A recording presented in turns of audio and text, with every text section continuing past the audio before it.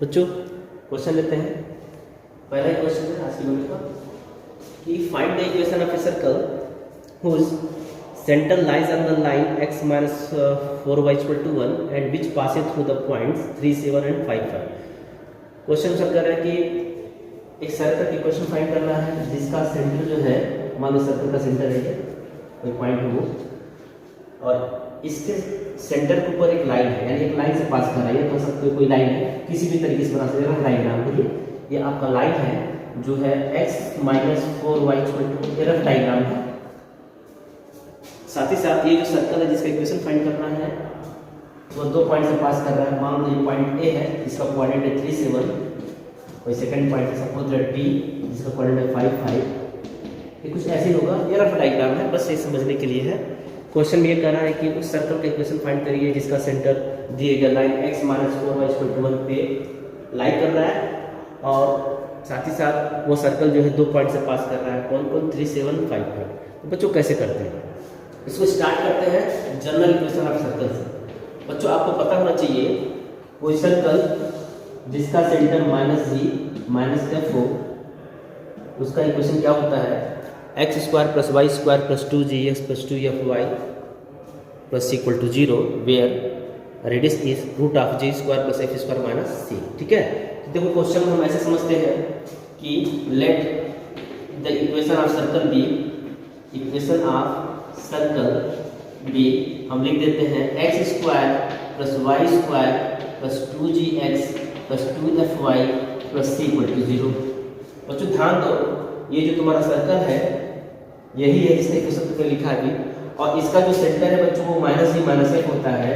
तो एक इक्वेशन तो यहीं से मिल जा रहा है क्या कि since x minus 4y equal to 1 which is a line lies passes through the centre minus ji minus f. ठीक है, तो हम लिख सकते हैं कि सिंस माइनस जी माइनस एफ ये क्या होता है? तुम्हारे सर्कल का क्या है बच्चों? इक्वेशन है। सिंस माइनस जी माइनस एफ, ठीक है, लाइज ऑन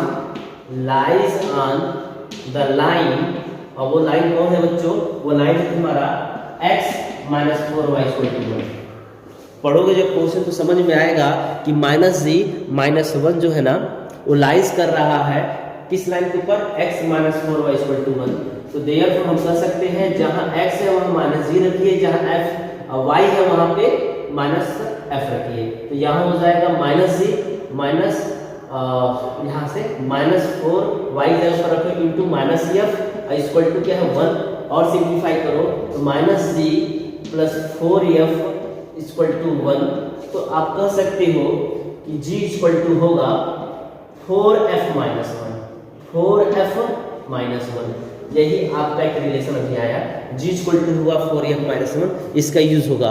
और एक बात और है, इस इक्वेशन ऑफ सर्कल को मान लो 1 मान लेना, ठीक है, और इसको अभी तुम चाहो तो 2 मान लेना। ठीक, अब हम क्या करेंगे? देखो जी अब से 3 अननोन वेरिएबल है, 3 इक्वेशन मिलने चाहिए। उसमें से पहला इक्वेशन ये है जो जी और एफ है। देखो इस सर्कल के ना एक पॉइंट है 3, 7 वो पास कर रहा है। तो हम क्या करेंगे? x की जगह पर 3 पुट करेंगे, y की जगह पर 7 पुट करेंगे, तो वहां से हमको एक GFC में एक रिलेशन आ जाएगा। फर्दर 5 पॉइंट है, एक क्वाड्रेंट दूसरा है जो सर्कल के ऊपर है, तो हम x जगह पे 5 रखेंगे, y जगह 5 रखेंगे, फिर एक और रिलेशन आएगा GFC में। अब इससे पहले जो इक्वेशन आया था GFC में, इस अभी आया है GFC में, दोनों को सॉल्व करेंगे तो हमें कुछ ना कुछ आंसर मिल जाएगा। ठीक है, चलो क्वेश्चन तो नोट कर लीजिए, मैं तो लिखते हैं सिंस, ऐसे लिखो, इक्वेशन फर्स्ट लिखा है सिंस सर्कल, इस सर्कल कौन 1 जिसकी बात करिए 1 सर्कल 1, बस इक्वेशन 1 है। सर्कल 1 पासेस थ्रू, इसे गुजर रहा है बच्चों, पासेस थ्रू 3, 7 से। तो देयर जहां x है वहां 3 रखो, जहां y है वहां 7 रखो, डायरेक्ट लिखते हैं। ये 9 होगा बच्चों, ये 49 होगा, ये तुम्हारा क्या होगा 3 इंटू 2 6g हो जाएगा। x जगह पे 3 रखो ना, y जगह पे क्या रखोगे आप? y की जगह पे 7 रखोगे तो 14f हो जाएगा, और लास्ट में c आएगा बराबर 0 हो जाएगा।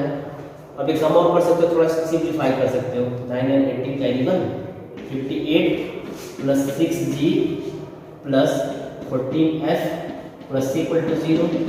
अभी कम और कर दो, अभी तुमने एक रिलेशन स्टेबलाइज किया, जी बराबर रखा है, निकाला है, जी इक्वल टू निकाला बच्चों 4f माइनस 1, तो रख दो जहाँ जी है 58 प्लस 6 इंटू 4f माइनस 1 अब प्लस 14f पहले से है और c, चलो और सिंप्लीफाई करो 58 प्लस 6 इंटू 4f माइनस 1 ये होगा बच्चों 24f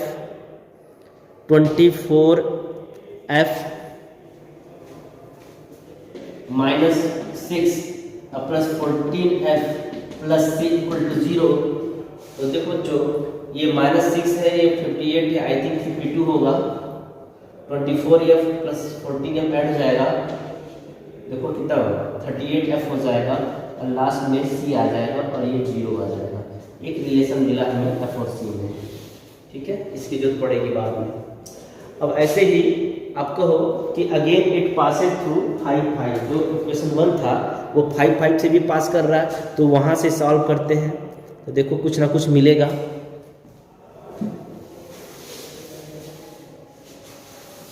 again circle Passage through 1 है, पासेज थ्रू इससे पास करें बच्चों 5 से पास करा ना, तो जहाँ x है वहाँ 5 रखो, जहाँ y है वहाँ भी 5 रखो, तो देखो रखते हैं तो x स्क्वायर 5 के स्क्वायर 25, y स्क्वायर यानी 5 का स्क्वायर वो भी 25, 2gx 10g 2f 10f plus c equal to 0। एक काम कर सकते हो, स्क्वायर करो 50 बच्चों, जहाँ g है वहाँ पर पुट करो 4f माइनस 1, तो 10 इंटू 4f माइनस 1 अब प्लस 10f अब प्लस c इक्वल टू 0। एक और रिलेशन आएगा g f और c में, देखो 50 प्लस 10 4 जा 40f minus 10 plus 10f plus c equal to 0। बच्चों देखो अब थोड़ा और सिंप्लीफाई करो, 40f प्लस 10f ऐड करोगे तो 50 ऑफ f आ जाएगा, अब 50 माइनस 10 आपका ये होता है 40 अब प्लस c इक्वल टू 0। देखो एक इक्वेशन इसको मान लो थर्ड इक्वेशन था, suppose this is equation number 4, okay. अब एक काम करो कि थर्ड इक्वेशन नंबर थर्ड में देखो क्या है, c इक्वल टू क्या है, यहाँ से c इक्वल टू क्या है या यहीं से c इक्वल टू निकाल के इसे पुट कर दो, ठीक है। तो मैं ऐसे कर रहा हूँ कि यहाँ से देखोगे तो माइनस c इक्वल टू मिलेगा 50f प्लस 40, यहाँ से माइनस c इक्वल टू मिलेगा 52 प्लस 30f। चलो सिंप्लीफाई करना सिखा रहा है, हाउ टू सिंप्लीफाई। देखिए चलिए देखो थर्ड फोर्थ से बच्चों, फ्रॉम थर्ड फोर्थ से हम लिख सकते हैं कि दोनों को क्या करें सब्ट्रैक्ट कर दो। एक काम और सकते हैं, लेफ्ट को लेफ्ट से माइनस करो, राइट को राइट से। तो देखो पहले मैं इसको लिख रहा हूँ 15f प्लस 40 प्लस c, ये भी एक तरीका है सिंप्लीफाई करने का। 52 प्लस 38f अब प्लस c, सब ब्रैकेट में 0 माइनस 0 ही होता है।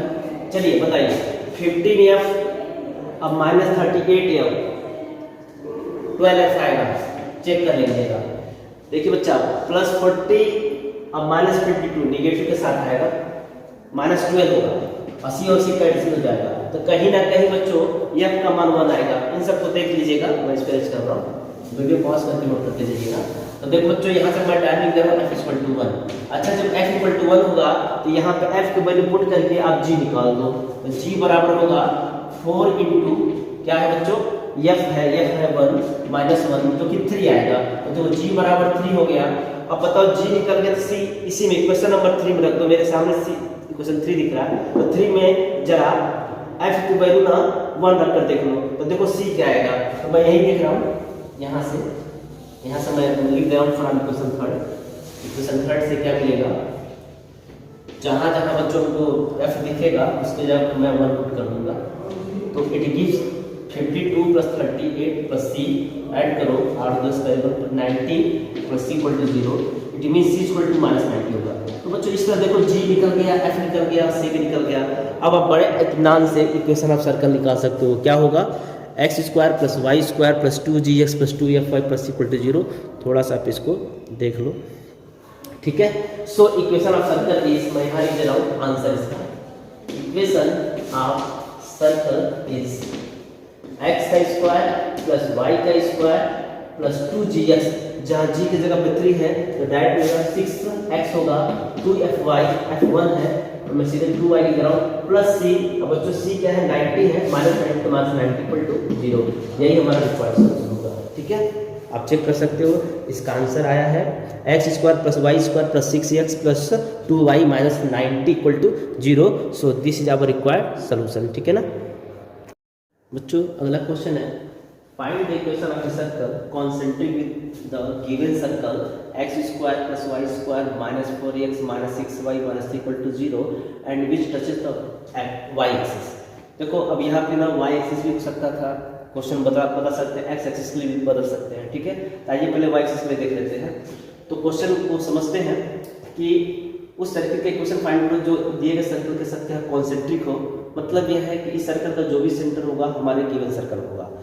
तो मान लो ये वही सर्कल है जिसका सेंटर जो है इस सर्कल का है तथा ये जो सर्कल है वो वाई एक्सिस को टच कर रहा है। पहले चेक करते हैं इसका सेंटर क्या है। ठीक है, उसका हम डायग्राम बनाते हैं। तो लिखते हैं the given equation of circle. The given बहुत ही आसान है, the given equation of circle concept को समझो, x square plus Y square minus 4x minus 6y minus 3 equal to 0। Here यहाँ पे अगर तुम ध्यान दो तो 2g आपका -4 है बच्चों और 2f आपका -6 है। तो इस तरह से g -2 होगा और f आपका -3 होगा। बच्चों अब इसका जो सेंटर है गिवन सेंटर है हम जानते हैं -f होता है, तो इस हिसाब से देखो तो 2 3 हो जाएगा। तो क्वेश्चन ये कर रहा है कि जो सर्कल है जिसका इक्वेशन फाइंड करना है वो इस सर्कल के साथ क्या कॉन्सेंट्रिक है। अभी हमने देखा कि इस सर्कल का जो सेंटर 2 3 है, तो हमारा जो इक्वेशन होगा सर्कल का उसका भी सेंटर 2 3 होगा। तो कहीं ना कहीं वो सर्कल फर्स्ट क्वाड्रेंट में वो जो सर्कल होगा उसका सेंटर जो होगा फर्स्ट क्वाड्रेंट में लाइक करेगा। तो समझ लो, आप चाहो तो डायग्राम बना लो, कुछ बना सकते हो। ये काम समझो, ये 2 है, फिर इसका सेंटर 2 3 है। ठीक, ये बताओ अगर ये वाई एक्सिस को टच करेगा, ये ओरिजिन है मान लो, तो कहीं ना कहीं बच्चों जरा आइडिया लगाओ ये जो लेंथ होगा ये वाला लेंथ आई थिंक ये एक्स क्वाड्रेंट होगा नहीं होगा, ये एक्स डिस्टेंस बताएगा ना। ये सर्कल सेंटर को मान लो, को नहीं सी मान लो, ऑलरेडी यूज किया सी मान लो। ठीक है, तो whenever circle touches the y axis in such condition the radius will be 2। तो बताइए, हमने पहले ही बोला था कोई भी सर्कल हो उसका इक्वेशन फाइंड करना हो तो उसका सेंटर पता हो और उसका रेडियस पता हो। तो सेंटर तो हम जान गए हैं 2 3 है और रेडियस भी अब जान चुके हैं डायग्राम से कि 2 यूनिट है। ये वाई एक्सिस से ध्यान दीजिएगा और ये एक्स एक्सिस है। ठीक, तो हम कह सकते हैं कि अब हमारा रिक्वायर्ड सेंटर है, रिक्वायर्ड सेंटर जो जिसकी इक्वेशन चाहिए हमको वो सेंटर है, हम जान चुके हैं बच्चों, वो 2 3 है। एंड रेडियस क्या है इसका होगा, क्वेश्चन से समझ में आ गया, जो रेडियस है बच्चों एक्चुअली में वो 2 यूनिट है। ठीक है, तो बताइए अब इसका सर्कल क्या होगा, इक्वेशन क्या होगा। तो इक्वेशन ऑफ सर्कल जब हो जाएगा, मैंने बताया था जब सेंटर पता हो, x - 2 होल स्क्वायर अब प्लस y - 3 होल स्क्वायर और रेडियस क्या बच्चों 2 है तो 2 स्क्वायर हो जाएगा अर्थात 4 हो जाएगा।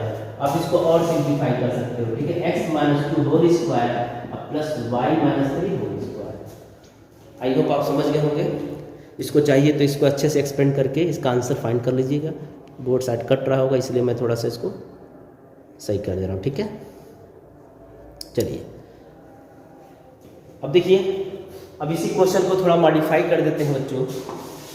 मॉडिफिकेशन ये है कि मैं चेंज कर रहा हूँ, नेक्स्ट क्वेश्चन बना दे रहा हूँ। मान लो ये थर्ड क्वेश्चन है, कुछ क्वेश्चन कुछ इस तरह से होगा कि find the equation of a circle concentric with the circle, same circle है, x square plus Y square minus 4x minus 6y minus 3 equal to 0 and which touches the, अब वाई एक्सिस नहीं है, अब मैं कह दे रहा हूँ एक्स एक्सिस है। तो क्या कहाँ क्वेश्चन चेंज होगा बच्चों। देखो सर्कल की क्वेश्चन यही है, सेंटर भी निकालोगे रिक्वायर्ड सेंटर भी होगा, ज्योमेट्री में चेंज होगा। मैं ज्योमेट्री ही बदल देता हूँ थोड़ा सा, तो आंसर रिक्वायर्ड चेंज। अब हमारा जो सर्कल है बच्चों ना वो किसको टच कर रहा है, एक्स एक्सिस को टच कर रहा है। ये बताओ जब सर्कल एक्स एक्सिस को बच्चों टच करेगा उस केस में आपका ये स्ट्रक्चर कुछ ऐसे होगा, क्योंकि हम जान चुके हैं कि सर्कल का जो सेंटर है वो फर्स्ट क्वाड्रेंट में है और क्या था 2 3 था 2 3 था। ये बताओ अगर ये एक्स एक्सिस को टच कर रहा है तो उस केस में ये रेडियस होगा और ये जो लेंथ होगा वो क्या होगा 100% ये वाई क्वाड्रेंट के लेंथ के बराबर होगा जो 3 यूनिट बराबर होगा। तो यहाँ पे जब हमारा सर्कल एक्स एक्सिस को टच करता है तो उस केस में सेंटर 2 3 है और रेडियस हमारा बच्चों क्या होगा 3 यूनिट होगा। अब हमारा रिक्वायर्ड इक्वेशन ऑफ सर्कल क्या होगा रिक्वायर्ड इक्वेशन ऑफ सर्कल सोचो क्या होगा x minus 2 whole square plus y minus 3 whole square required equation of circle यहाँ लिखेगा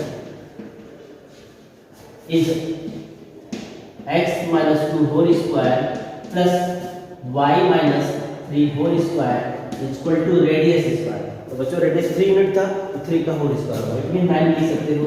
इसको अच्छे से सिंप्लीफाई कर लेना। हमेशा कोशिश करिएगा आंसर देते समय ना जो आपका आंसर होगा यानी इक्वेशन ऑफ सर्कल होगा वो आपका जनरल फॉर्म में होगा जो कि होता है x square plus Y square plus 2gx plus 2fy plus equal to 0। So this is required solution. I hope आप समझ गए होंगे बच्चों। ठीक है, तो आज के लिए बस इतना ही। 2-3 क्वेश्चन मैंने बता दिया और अपने तरीके से कुछ क्वेश्चन सॉल्व करते रहिएगा। बहुत ही आसान है। Thank you very much.